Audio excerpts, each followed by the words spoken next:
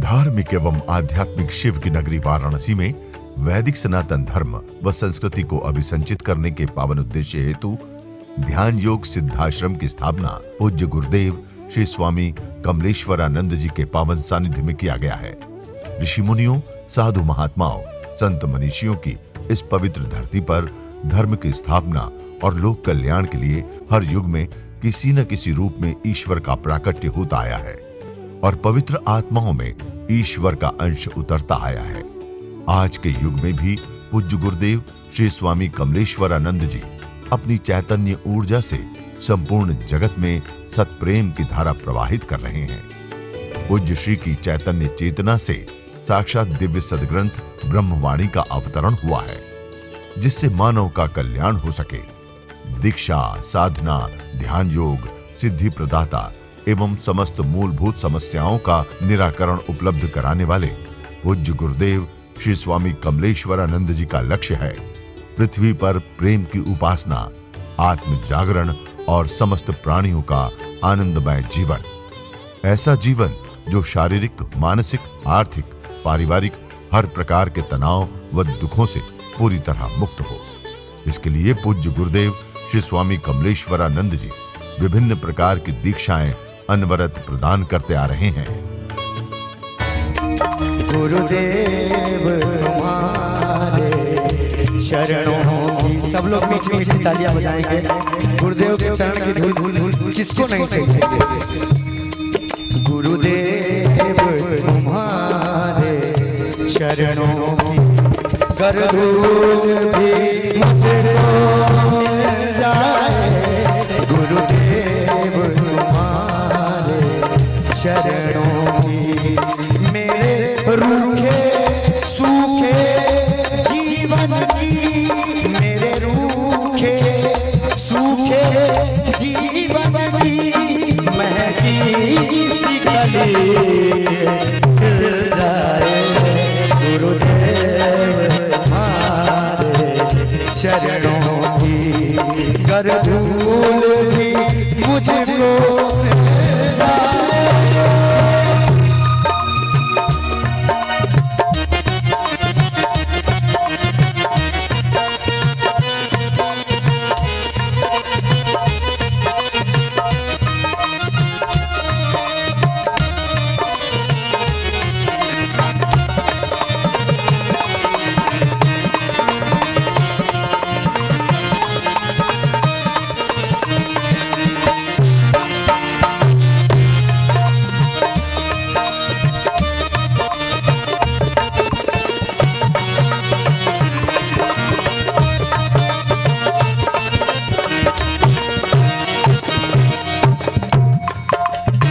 कहते हैं कि चरण की महिमा भारी, प्रभु जी तोरे चरण की महिमा भारी। चरण की महिमा भारी, प्रभु जी तोरे चरण की महिमा भारी।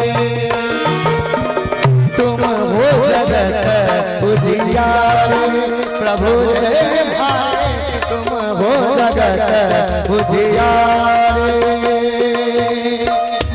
कोई दूजा नाम न लूं अब, कोई दूजा नाम न लूं अब।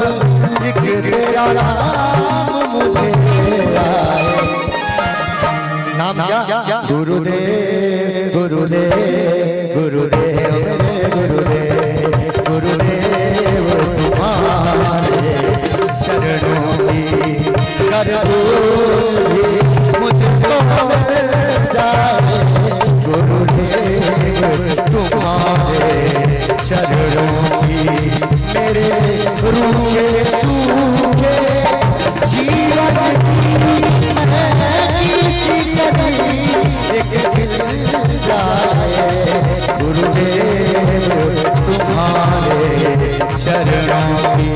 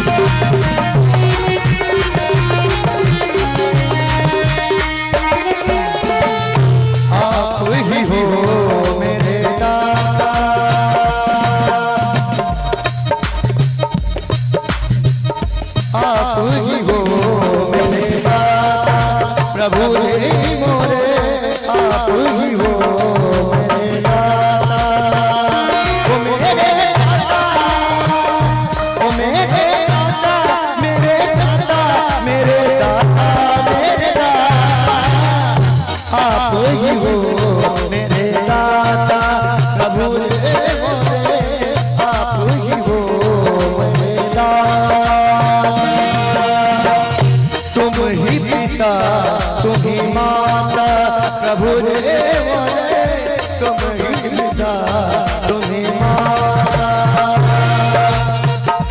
आप ही हो मेरे दाता प्रभु जी मोरे, तुम ही पिता तुम्हें माता।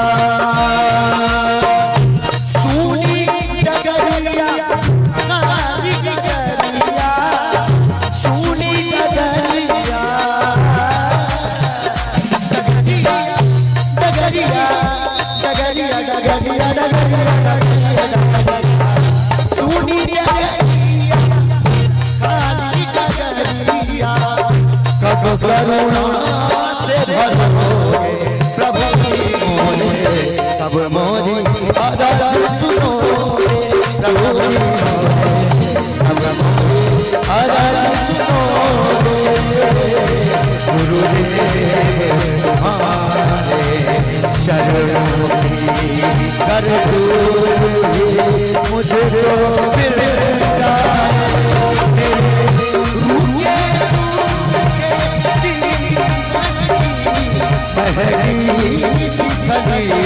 कोई मिल जाए।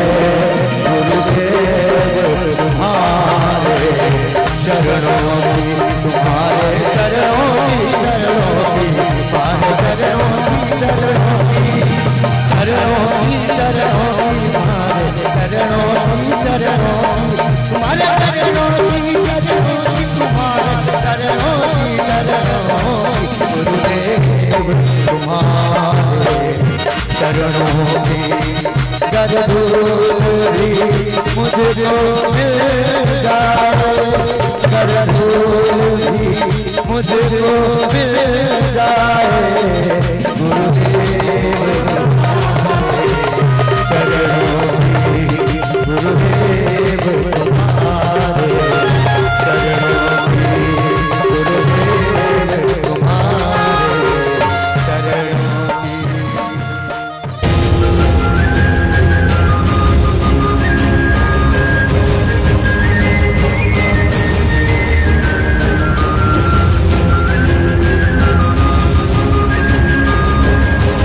मनुष्य के रूप में जन्म लिए हो, हम ऋषियों के वंशज हैं, तो हमारा ये कर्तव्य है कि इस भारत की संस्कृति को, इस धर्म को हम आगे बढ़ाएंगे और इस समाज का, एक स्वच्छ समाज का, एक सुंदर समाज का, एक सुव्यवस्थित समाज का निर्माण करेंगे। तो मीरा ने कहा कि जीवन की संपूर्णता प्रेम, दिव्य निश्चल, तो क्या प्रेम भी अदिव्य होता है? प्रेम प्रेम है, जीव का जीव से हो सकता है, किसी भी जीव का किसी भी जीव से प्रेम हो सकता है। मैंने कहा माता से हो सकता है, पिता से हो सकता है, बहन से हो सकता है, परिवार के किसी भी सदस्य से, किसी से भी प्रेम हो सकता है। उम्र का भी कोई बंधन नहीं। यह 10 साल में हो सकता है, 20 साल में हो सकता है, 50 साल में हो सकता है, 80 साल में हो सकता है, और मरते समय मेरे जैसा गुरु मिलेगा तो मरते समय भी हो सकता है। मीरा ने कहा जीवन की पूर्णता सिर्फ प्रेम। देखना चाहते हो उसे, पाना चाहते हो उसे, दर दर की ठोकरें खाकर जिसे तुम पा नहीं सके, साधु संत महात्मा ऋषि मुनि भी अभी भी दर दर भटक रहे होते हैं, पा नहीं पाए। रुक जाओ, ठहर जाओ, आंखें बंद करके अपने गुरु में लुट जाओ, पा जाओगे। वो जो जन्म जन्म का रिश्ता है वो गुरु और शिष्य का है। हर एक व्यक्ति का पति बदल जाता है, हर एक व्यक्ति की पत्नी बदल जाती है। अगले जन्म में तुम किसी की पत्नी और तुम किसी के पति ना रहोगे। तुम्हारी पत्नी बदल जाएगी, तुम्हारा पति, तुम्हारा जन्म, तुम्हारा जीवन और तुम्हारी मृत्यु तुम्हारे हाथ में नहीं है। और मैं चाहता हूं तुम्हारा जन्म, तुम्हारा जीवन और तुम्हारी मृत्यु भी तुम्हारे हाथ में दे दूं। एक जन्म तो तुम्हें मिला है, एक जन्म तो शरीर का संयोजन हुआ है, पर यह जन्म अभी कुछ अधूरा है। आज मैं ये भी एहसास कर रही थी उनको जीते हुए कि हे परमात्मा, तुम्हारे बिना तो मेरी पूरी जिंदगी ही अधूरी है। अगर तुम ना रहो मेरी जिंदगी में तो मैं क्या कर पाऊंगी। ये सत्य है कि मैं उनके बिना कुछ हूं नहीं और मैं उनके बिना कुछ कर भी नहीं सकती। मेरे जीवन की शक्ति कुछ है तो गुरु है, भक्ति कुछ है तो गुरु है। और ये सब कुछ अगर किसी से एहसास कर सकते हो तो मेरे गुरु से ही एहसास कर सकते हो। मैं मेरे गुरु से शक्ति पाती हूँ और मैं मेरे गुरु से भक्ति भी पाती हूँ। भक्ति मैं शिष्य, जरा सोचना, कभी गुरु अपने गुरु से कोई शिष्य भक्ति पाता है क्या? पर मैं पाती हूँ। मेरे जीवन का सौभाग्य है कि मेरा गुरु मेरे अंतः में ऐसा खेलता है कि स्थूल रूप में भी और सूक्ष्म रूप में भी दोनों का मैं दर्शन करती हूँ। और एक अंतःकरण में खेलता है और एक बाहर से, वही शक्ति मैं भक्ति में भी देखती हूँ। ये मेरे जीवन का सौभाग्य नहीं तो और क्या है। ऐसी सूक्ष्म दृष्टि उस सत्ता ने, उस परमात्मा ने दिया है। देखिए, मनुष्य का जन्म हुआ है हमारा और आपका। मनुष्य का जन्म सिर्फ सृजन के लिए होता है। मनुष्य का जन्म सिर्फ निर्माण के लिए होता है। मनुष्य का जन्म सिर्फ और सिर्फ प्रेम के लिए होता है। और मनुष्य का जन्म, सच कहूं तो हमारा जन्म सिर्फ परमात्मा को पाने के लिए हुआ है। तो मनुष्य, मैंने कहा कि मनुष्य का जन्म सिर्फ सृजन के लिए है। मनुष्य का जीवन सिर्फ निर्माण के लिए है। अगर सृजन के लिए हुआ है, अगर निर्माण के लिए हुआ, तो हमें अपना निर्माण करना है। और हम अपना निर्माण कैसे करेंगे? अपने आप को परमात्मा के, अपने सदगुरु के चरणों में पूरी तरह से समर्पित कर देना है। समर्पित कैसे करोगे? बुद्धि, विचार को सद्बुद्धि में बदलना है। बुद्धि हमेशा भ्रमित करती है अध्यात्म के पथ पर चलने में। बुद्धि हमेशा विचार के रूप में खड़ी हो जाती है हमारे और हमारे सदगुरु के बीच में। ये कलयुग का भ्रम कहें, ये कलयुग का दोष कहें, या हम मनुष्यों के जीवन का दोष कह लें, या कर्म अपने आप कह लें कि ऐसा हमारे दुर्भाग्य कि हमारे मन में सदगुरु को लेकर के, ईश्वर को लेकर के प्रश्न आता है। और प्रश्न सद्विचार से युक्त नहीं होता, प्रश्न जिज्ञासा से युक्त नहीं होता, प्रश्न प्रेम से युक्त नहीं होता। जब प्रेम से युक्त नहीं रहोगे तो परमात्मा की ओर चल नहीं पाओगे, और जब परमात्मा की ओर चल नहीं पाओगे तो मेरे प्यारे तुम अधूरे रह जाओगे। और मैं आपकी जिंदगी को अधूरा छोड़ना नहीं चाहती हूँ, मैं उसका पूरा एहसास देना चाहती हूँ आपको। और मैं बार बार यही बात आपसे कहती हूँ, जितनी बार मिलती हूँ। आप जब मिलते हो तो कहीं समूह में खो जाते हो। ये आपका मनुष्य का एक स्वभाव है कि जब वो मिलता है तो कहीं समूह में खो जाता है। मैं आपको मिलती हूँ, मैं आपके साथ भी होती हूँ, समूह में भी होती हूँ, और आपसे होते हुए मैं अकेले में भी हो जाती हूँ। देखो, बाहर की दुनिया बड़ी विकराल सी हो गई है। सच में कहूं तो इतना विभत्स रूप भी समाज का दिखता है, और समाज का निर्माण हम ही करते हैं। हम और आप मिल करके इस विभत्स समाज का निर्माण करते हैं, जहां से प्रेम विलुप्त हो रहा है, जहां प्रपंच हावी हो रहा है, जहां जीवन का जिस आनंद की बात हम आपसे करते हैं, जब हम लोगों के बीच में जाते हैं तो विलुप्तता सी दिखाई देती है, कि जैसे कहीं उसकी समाप्ति सी हो रही है। मनुष्य के रूप में जन्म लिए हो, हम ऋषियों के वंशज हैं, तो हमारा ये कर्तव्य है कि इस भारत की संस्कृति को, इस धर्म को हम आगे बढ़ाएंगे, और इस समाज का, एक स्वच्छ समाज का, एक सुंदर समाज का, एक सुव्यवस्थित समाज का निर्माण करेंगे। हमारे ऋषि मुनियों की ये सोच हुआ करती थी, विवेकानंद की ये सोच थी कि एक सुंदर समाज का निर्माण। हमारा गुरु, हमारी संस्था और मैं स्वयं भी, हम इसी पथ पे चल रहे हैं। हम एक सुंदर समाज का निर्माण करना चाहते हैं। सुंदर समाज कैसा समाज होता है? सद्विचारों से युक्त हो, सद प्रवृत्ति से युक्त हो, प्रेम से युक्त हो, सद्भावना से युक्त हो, एक दूसरे में व्यवहार हो। आप लोग एक दूसरे में प्रेम देखिए। ये सौभाग्य है कि गुरु और शिष्य सामने हो, और ये आंखें जब एक दूसरे को देखे तो आंखें भर जाए, और इन आंखों से बातें हो जाए और समझ जाए कि गुरु और शिष्य की क्या परिभाषा है, कितनी समुज्ज्वलता है। कह ना सकेंगे, कहना चाहेंगे, कह ना सकेंगे। आंखें बता देगी कि हम दूसरे को इतना प्रेम कर देंगे, एक दूसरे के बिन मर जाएंगे तो ही शिष्य कहे जाएंगे, तो ही गुरु कहे जाएंगे।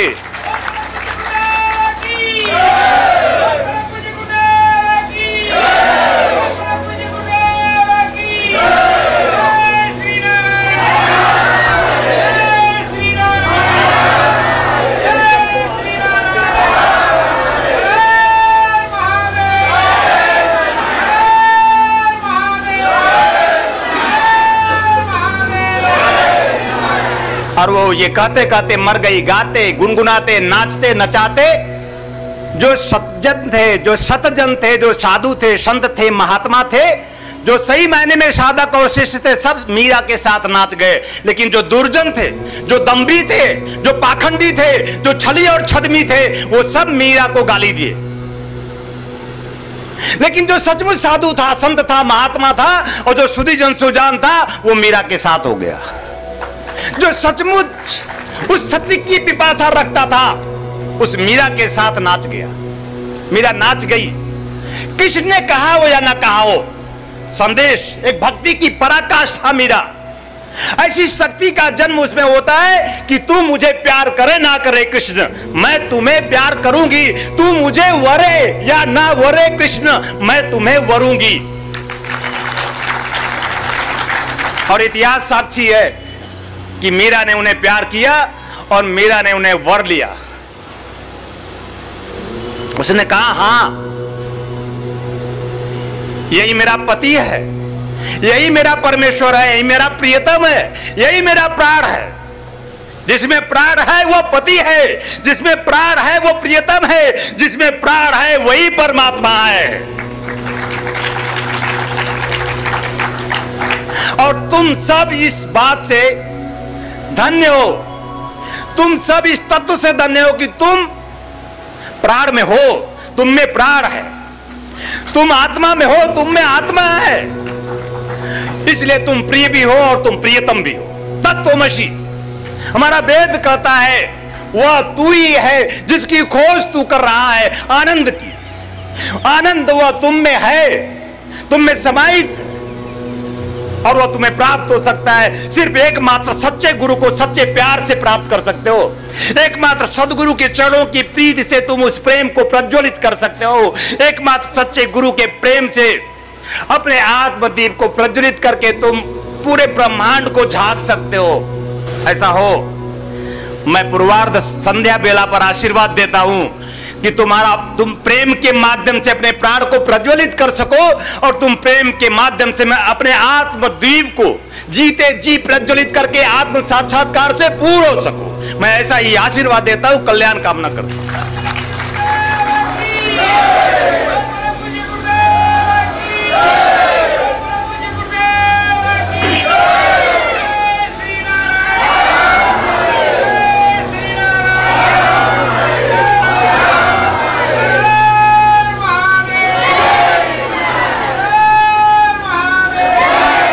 तो मीरा ने कहा कि जीवन की संपूर्णता प्रेम, दिव्य निश्चल। तो क्या प्रेम भी अदिव्य होता है? प्रेम प्रेम है, जीव का जीव से हो सकता है, किसी भी जीव का किसी भी जीव से प्रेम हो सकता है। मैंने कहा माता से हो सकता है, पिता से हो सकता है, बहन से हो सकता है, परिवार के किसी भी सदस्य से किसी से भी प्रेम हो सकता है। उम्र का भी कोई बंधन नहीं है। यह 10 साल में हो सकता है, 20 साल में हो सकता है, 50 साल में हो सकता है, 80 साल में हो सकता है, और मरते समय मेरे जैसा गुरु मिलेगा तो मरते समय भी हो सकता है। एक बार देखूंगा मरते समय मुस्कुरा कर तुम्हें, तो तुम जिंदा, एक बार तो जिंदा हो ही जाओगे। और मुस्कुरा कर तुम्हारे मरते समय अगर मैंने देख भी लिया तो जिंदा इस शरीर में फिर आओ ना आओ मेरे में तो समाहित हो जाओगे।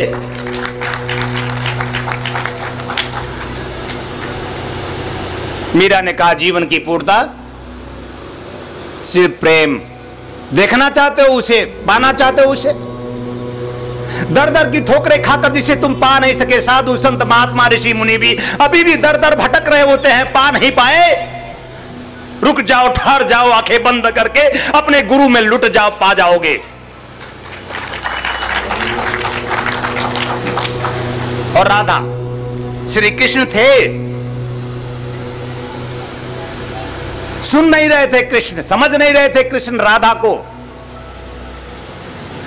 कृष्ण अपने आप में संपूर्णता प्राप्त, एक महायोगी। इस संसार सागर में कृष्ण एक महायोगी।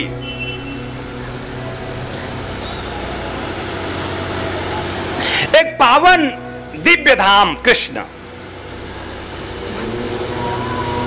ये एहसास कर सकते हो। उनके चरणों में बैठकर उनसे ज्ञान नहीं प्राप्त कर सकते, उनके श्री चरणों में बैठकर उनकी बांसुरी का नाद नहीं सुन सकते। वह उनके जीवन का सौभाग्य रहा होगा जो उनके श्री चरणों में रहे होंगे, जो उनके सानिध्य साक्षात में रह करके कृष्ण का प्रेम प्राप्त किए होंगे।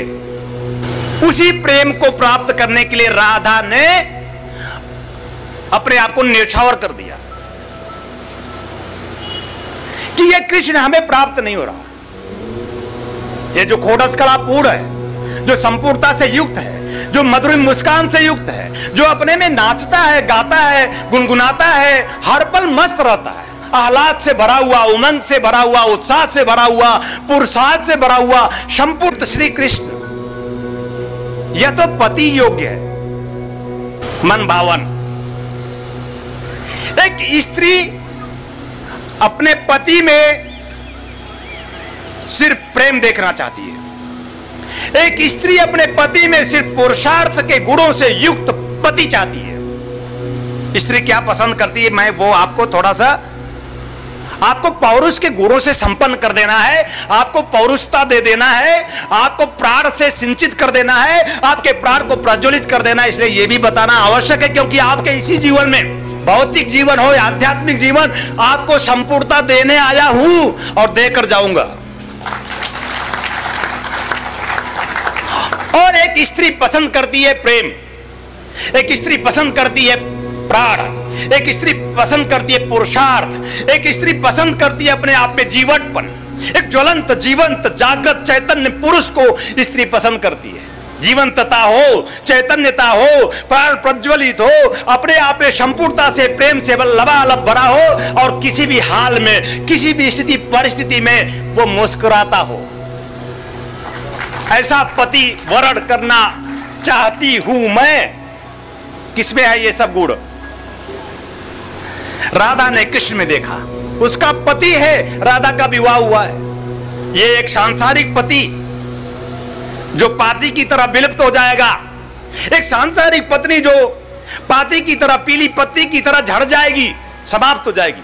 ध्यान रखना, अगर सदगुरु सत्य शिवा आनंद जीते जी प्राप्त ना हुआ तो चाहे कितना भी सुंदर पति हो और चाहे कितनी भी सुंदर पत्नी हो, इसी संसार सागर में समाप्त हो जाएंगे। इनके रिश्ते भी यहीं में सिमट जाएंगे। और कहते हैं कि रिश्ते हमारे जन्म जन्म के होते हैं। वो जो जन्म जन्म का रिश्ता है वो गुरु और शिष्य का है। हर एक व्यक्ति का पति बदल जाता है, हर एक व्यक्ति की पत्नी बदल जाती है। अगले जन्म में तुम किसी की पत्नी और तुम किसी के पति ना रहोगे, तुम्हारी पत्नी बदल जाएगी, तुम्हारा पति, तुम्हारा जन्म, तुम्हारा जीवन और तुम्हारी मृत्यु तुम्हारे हाथ में नहीं है। और मैं चाहता हूं तुम्हारा जन्म, तुम्हारा जीवन और तुम्हारी मृत्यु भी तुम्हारे हाथ में दे दूं। ये गुरु ही कर सकता है, गुरु ही संभव कर सकता है। गुरु के माध्यम से ही उच्च कोटि की दीक्षाओं को प्राप्त करके जन्म, जीवन और मृत्यु को अपने हाथ में लेकर हम सब, इसलिए गुरु भी चयन करेंगे। अगले जन्म में तो अपने गुरु को खोज लेंगे, क्योंकि हमारे गुरु ने जन्म दिया था, हमारे गुरु ने जीवन दिया है और हमारी आंखों में वो ज्योति जला दी है कि हम अपने गुरु को फिर ढूंढ लेंगे।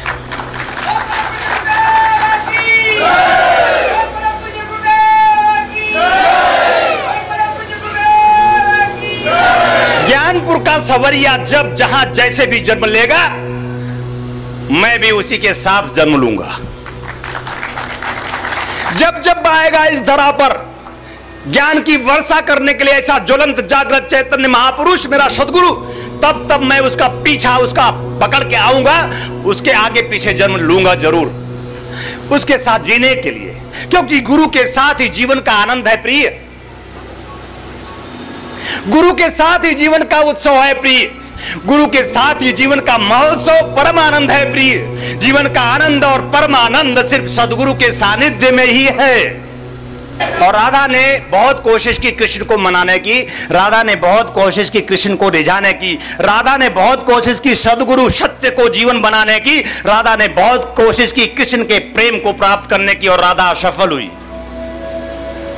राधा ने कृष्ण के उस प्रेम को पाने में सफल हुई तो उसने सोचा मैं इसे प्राप्त कर लूंगी या मैं अपने जीवन को समाप्त कर दूंगी। शिष्य की परिभाषा है। इस गुरु को प्राप्त कर लूंगा, इस गुरु को स्वयं में समाहित कर लूंगा, इस गुरु को मैं सिर्फ अपना बना लूंगा, अपना प्रिय, अपना प्रियतम, अपना प्राण, अपनी आत्मा, अपना परमात्मा मैं साक्षात्कार स्वयं में करूंगा जरूर। अगर ना हुआ तो इसके नाम से मैं मिट जाऊंगा। ये एक संकल्प है, एक शिष्य का संकल्प है, प्राप्त करूंगा। ऐसा संकल्प आपका धूमिल ना पड़े, कमजोर ना पड़े, आप में ढीलापन ना आ जाए। एक संकल्प ले लेना आज इस संध्या बेला पर। तत्वचिंतक पूज्य गुरुदेव श्री स्वामी कमलेश्वरानंद जी का संकल्प है एक ऐसे समाज का निर्माण करना जिसमें हम सभी स्वावलंबी हों, आत्मनिर्भर हों। ध्यान योग जन जागृति सेवा संस्थान द्वारा संचालित ब्रह्मानंद बाल विकास केंद्र में उपेक्षित और अनाथ बच्चों को संस्कृति संस्कार से पूर्ण शिक्षा दीक्षा प्रदान कर उनका सर्वांगीण समुज्ज्वल विकास किया जाएगा। हमें अवसर मिला है इन बच्चों के लिए कुछ करने का, तो आइए हम सभी पूज्य श्री गुरुदेव के संकल्प को पूरा करने में अपना भरपूर सहयोग कर पुण्य के भागीदार बने।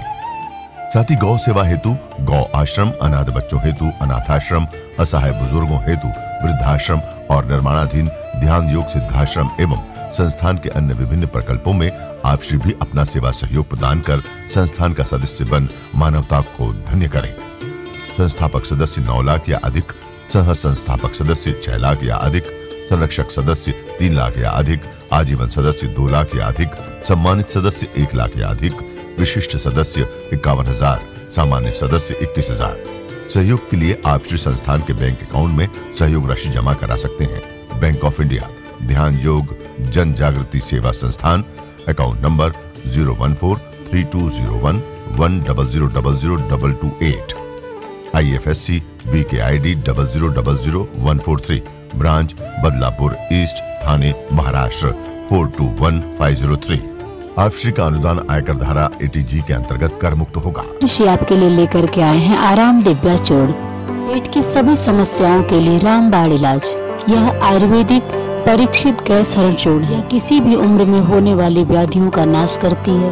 खुलकर पेशाब लाना, पुरानी से पुरानी कब्ज, उदर दोष, आंतों के दोष एवं पाचन तंत्र में यह अति लाभकारी आयुर्वेदिक औषधि है। इस चूर्ण का सेवन करने से कोई बीमारी नहीं होती। यह गैस हरण चूर्ण नित्य रात्रि में भोजन के बाद सोते समय 1 चम्मच चूर्ण 1 गिलास कुनकुने पानी के साथ लेकर सो जाएं। फिर देखिए चमत्कार। इस औषधि को फार्मेसी लेकर के आए हैं अमृत क्वाथ, कायाकल्प की विशेष औषधि। यह आपके शरीर को पूर्ण रूपेण स्वस्थ करने के लिए आपके रक्त को शुद्ध करता है और शरीर के विषैले पदार्थ को बाहर निकालता है। मोटापा कम कर आश्चर्यजनक शारीरिक परिवर्तन कर पूरे शरीर को स्वस्थ और सुंदर बनाता है।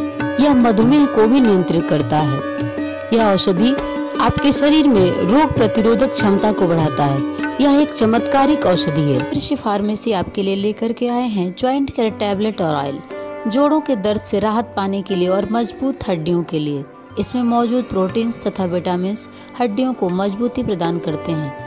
यह जोड़ों के असहनीय दर्द को समाप्त करता है, जैसे घुटनों के दर्द व कलाई के दर्द, रीढ़ की हड्डी में दर्द, कंधों में दर्द। यदि आपको स्लीप डिस्क या सर्वाइकल है तो इन सभी परेशानियों से छुटकारा पाने के लिए आज ही मंगाएं ज्वाइंट केयर टैबलेट और ऑयल। दिव्य ऋषि फार्मेसी लेकर के आए हैं Divya Daewoo tablet, healthy sugar management. यह करेला, जामुन, अन्य जड़ी बूटियों का मिश्रण है। आपके शरीर में बढ़ने वाले शुगर लेवल को कंट्रोल करता है और आपको मधुमेह के द्वारा होने वाली अन्य बीमारियों से आपकी रक्षा करता है। यह आयुर्वेदिक औषधि है, पूरी तरह सुरक्षित है। आयुर्वेद अपनाएं, स्वस्थ और सुखी जीवन पाएं। दिव्य ऋषि फार्मेसी आपके लिए लेकर के आए हैं रत्नम ज्योति, आँखों की संपूर्ण देखभाल के लिए। शहद के साथ नित्य लेने से नेत्र ज्योति बढ़ जाती है, आँखों का चश्मा उतर जाता है। यह आयुर्वेदिक औषधि है, इसका कोई साइड इफेक्ट नहीं। इस औषधि को मंगाने के लिए आप हमारे इन नंबरों पर संपर्क कर सकते हैं। हमारा नंबर है 8108666991, 8108666992, 8108666993, 8108666994।